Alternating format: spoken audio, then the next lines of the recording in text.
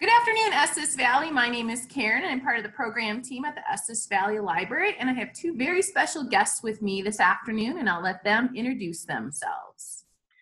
Greetings, Estes Valley Library viewers. My name is Maureen Reilly, and I'm a partnership specialist for the U.S. Census Bureau.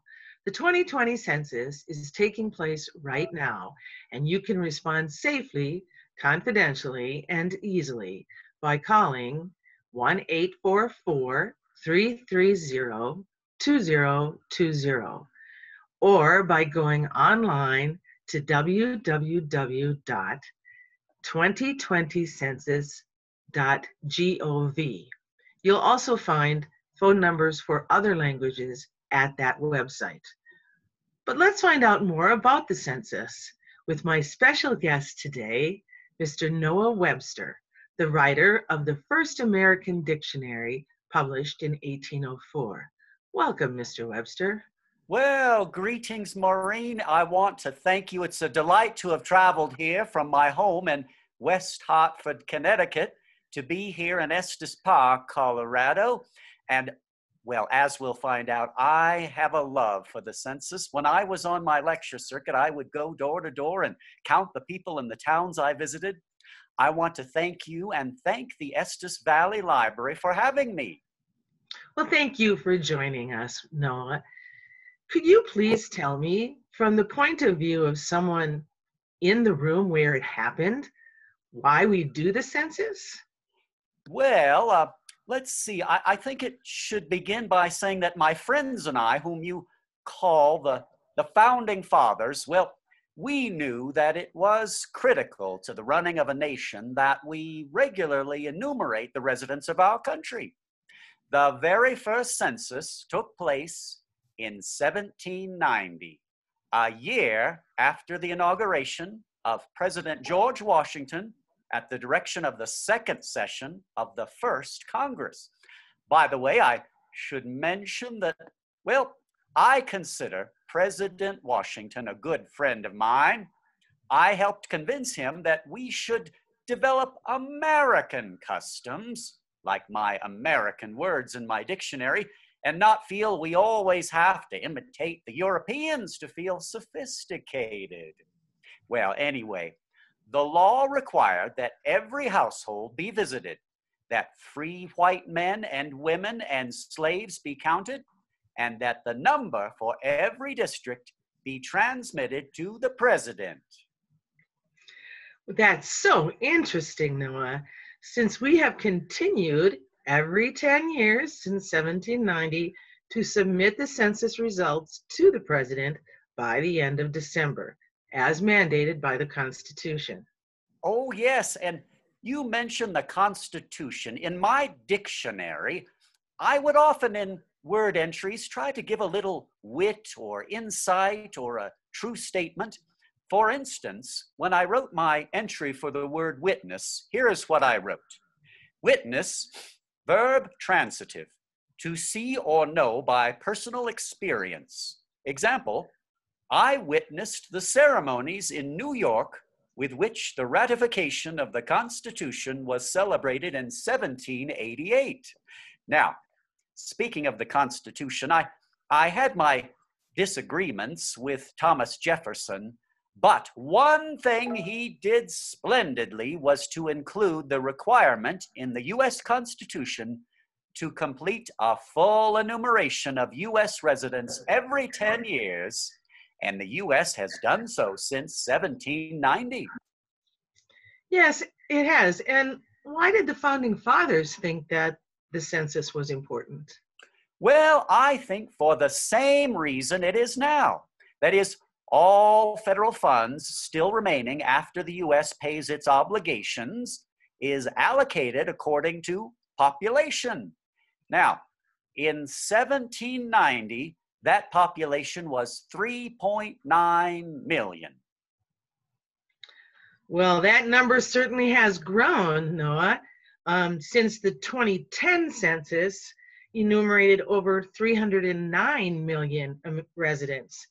And the allocation estimated for the 2020 census will be over $675 billion per year for the next 10 years based on our count. Oh, those numbers are mind-boggling to me. Well, I must say, of course, a fact remains that the money then goes to states and municipalities to pay for schools, healthcare, and roads, public transportation, and many other important services.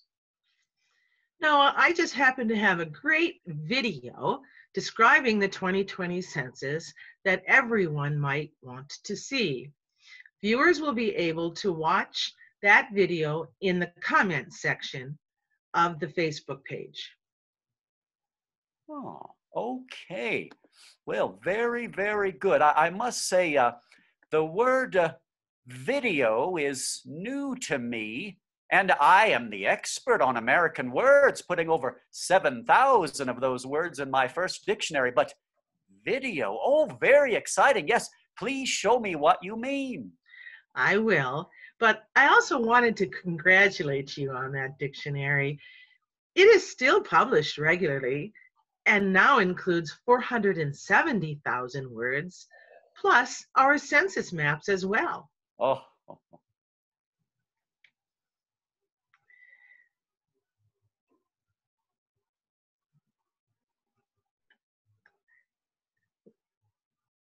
Yeah, and this year, we're able to conduct the census by asking 9 questions.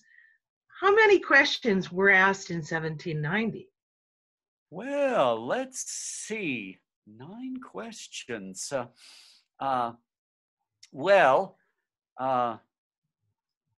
Let me see. You know, I must be. Go. Oh, that was interesting, Maureen. Now, America certainly has increased its populations and their needs since we asked our very first 6 questions in 1790.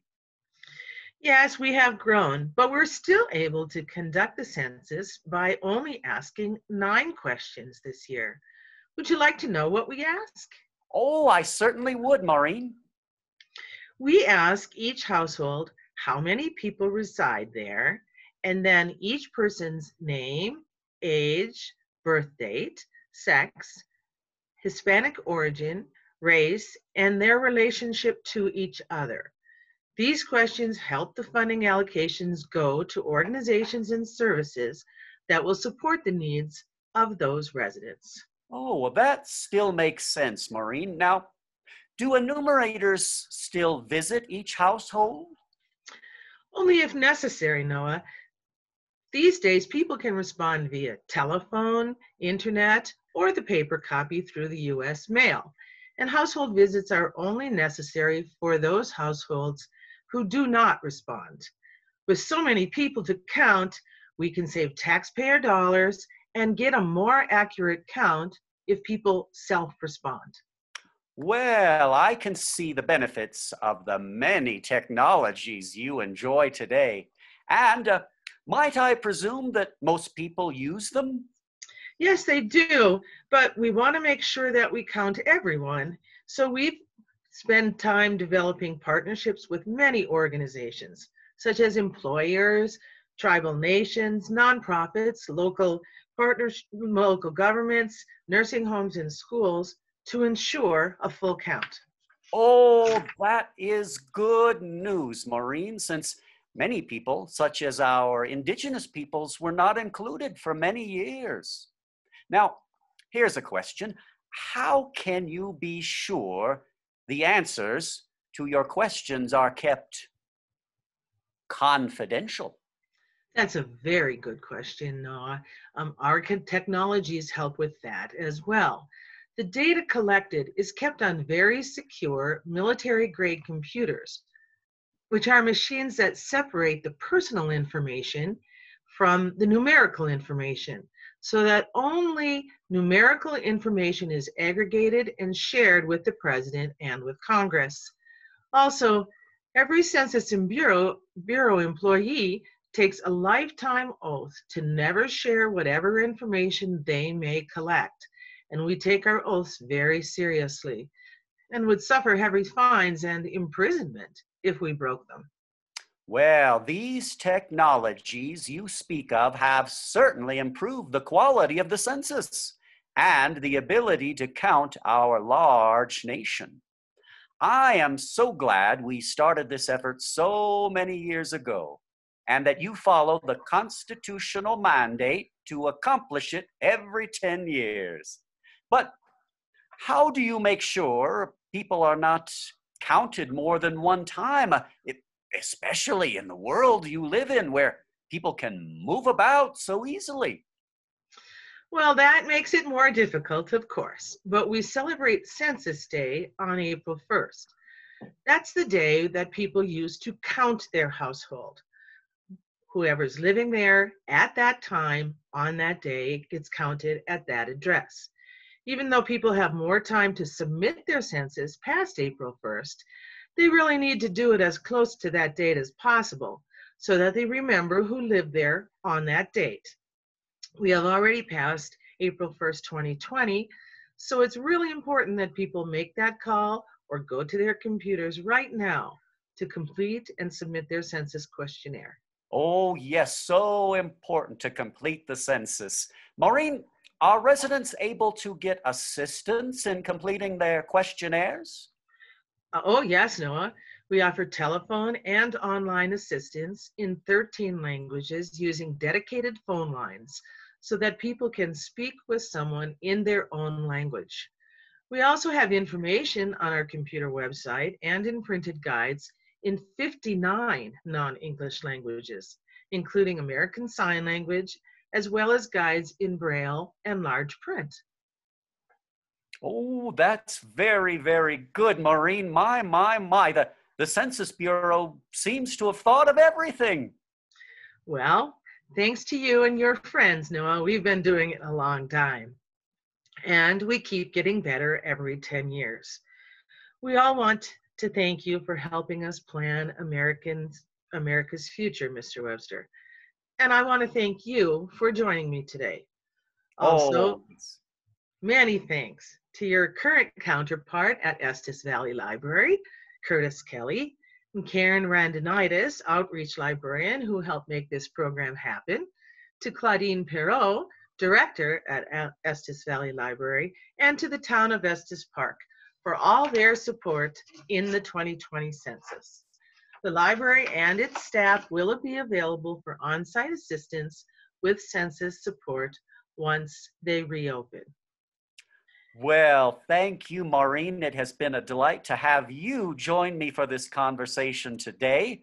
And I've learned a number of new words today to add to my dictionary, things like a video and website and this thing called Facebook. Oh, what a delightful technology. Now, speaking of all this, of course, I can't necessarily see the people out there, but I understand they may be watching and listening.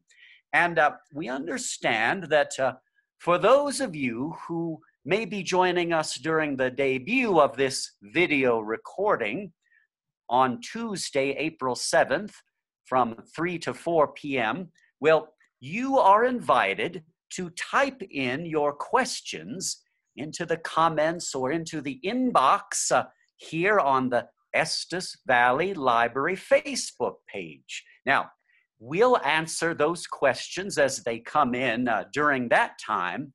And then for general questions to the library, you can email, another new word to me, you can email the address answers@estesvalleylibrary.org. And people should feel comfortable going anytime to 2020census.gov for additional information. Thank you. Now, Maureen, I might add, as I was journeying over here today, someone did pass me a question on a traditional piece of paper, which I understood and was able to receive. And this was their question. They said, "It appears that some people have not received a form in the mail. when they go online to complete the census, the website asks for an ID, and they may not know how to obtain that ID without receiving a form in the mail. So our kind person wants to know, what should they do next? Well, we have had delays in being able to deliver paper copies to everyone in the country. So that's a very good question, very relevant question right now. When they go online, and it works very similarly on the telephone, and they're asked immediately for that ID code, they can go look below that code and they'll see a link which says, if you do not have a code, please click next, please proceed. And they'll be asked then in the next screen or by the telephone interviewer what their address is. And then they'll be able to complete the regular census just as they would normally, and they will not need a code. Very good. Well, thank you for that clarification. And that's an example of the kinds of questions that our viewers may have. And again, if you're watching this debut on April 7th, send us a note on this wonderful Facebook device. And if you're watching at a later time, the library can be reached at answers@Estes-Valley-Library.org. Well, thank you for traveling all the way from Connecticut to Colorado, Mr. Webster. We've enjoyed having you. Thank you, Maureen. It has been a delight today.